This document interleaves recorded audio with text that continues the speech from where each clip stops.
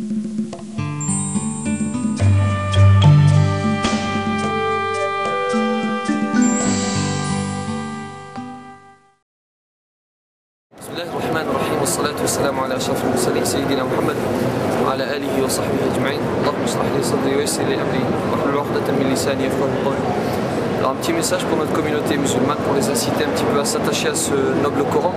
Il faut d'abord savoir dans un premier temps que le Coran al-Karim, ou plutôt l'apprentissage du Coran, ce n'est pas une chose qui est obligatoire.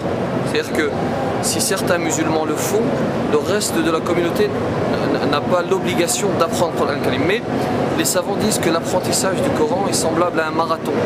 C'est-à-dire que à l'image du marathon, tout le monde commence, tout le monde court, c'est-à-dire tout le monde apprend le Coran al-Karim, mais certains arrêtent et à la fin du marathon, il ne reste plus que des centaines, plutôt quelques dizaines de personnes qui gagnent ce marathon. Donc ce n'est pas obligatoire, mais l'apprentissage du Coran est quelque chose de très important et un certain nombre de hadiths nous témoignent de ceci. Et il y a un hadith très important et qui est malheureusement mal connu par notre communauté, qui est celui qui dit que celui qui apprend le Coran al-Karim lorsqu'il meurt et lorsqu'il se retrouve dans la tombe, eh bien, le Coran al-Karim que tu as appris va se matérialiser en un être humain. Le Coran al-Karim, alors que tu es seul dans ta tombe, et on sait tous que l'être humain, il est difficile de se retrouver seul dans toute situation. C'est pour ça que lorsqu'on veut punir un être humain, on le met en prison. C'est cette solitude qui est difficile. Donc lorsqu'il se retrouve dans la tombe, lorsqu'il est seul, lorsqu'il est dans l'obscurité, eh bien le Coran al-Karim qu'il a en mémoire va se matérialiser en un être humain qui va rassurer cette personne et qui va lui dire: tu as été bon envers moi, tu m'as appris, et bien aujourd'hui c'est à moi, tu m'as appris, et bien tu m'as gardé, c'est à moi de te garder aujourd'hui. On a un certain nombre d'autres hadiths, comme à l'image de celui qui dit que le Coran al-Karim sera notre intercesseur le jour du jour. C'est grâce au Coran al-Karim que l'on peut entrer au paradis.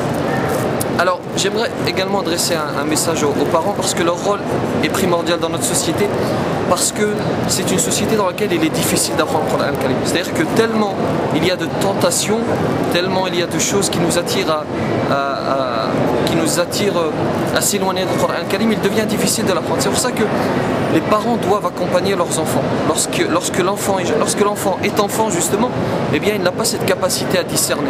C'est pour ça que le rôle du parent est majeur ici. C'est à lui de le mettre sur le chemin du Coran. C'est à lui de le mettre sur le chemin du Coran. Et une dernière chose pour clôturer cette vidéo, Inch'Allah, il faut savoir que celui qui apprend le Coran al-Karim dans cette société occidentale a un mérite que n'a pas celui qui habite en Arabie Saoudite, par exemple. Parce qu'en Arabie Saoudite, il est beaucoup plus facile d'apprendre le Coran al-Karim. Parce que, ou même les compagnons du prophète, certains savants poussent la réflexion jusqu'à dire que celui qui fait de bonnes actions de manière générale dans cette société occidentale a plus de mérite qu'un compagnon du prophète.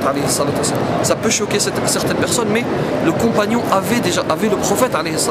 Il avait tout un cadre, il avait un entourage qui lui permettait de faire plus d'adoration ou de faire plus facilement des adorations. Alors que celui qui est dans cette société occidentale, avec toutes les tentations qui nous entourent, eh bien il est beaucoup plus difficile de se tenir et d'apprendre le Coran al-Karim. Donc sachez que le mérite est grand, qu'Allah subhanahu wa ta'ala vous accompagne dans votre apprentissage.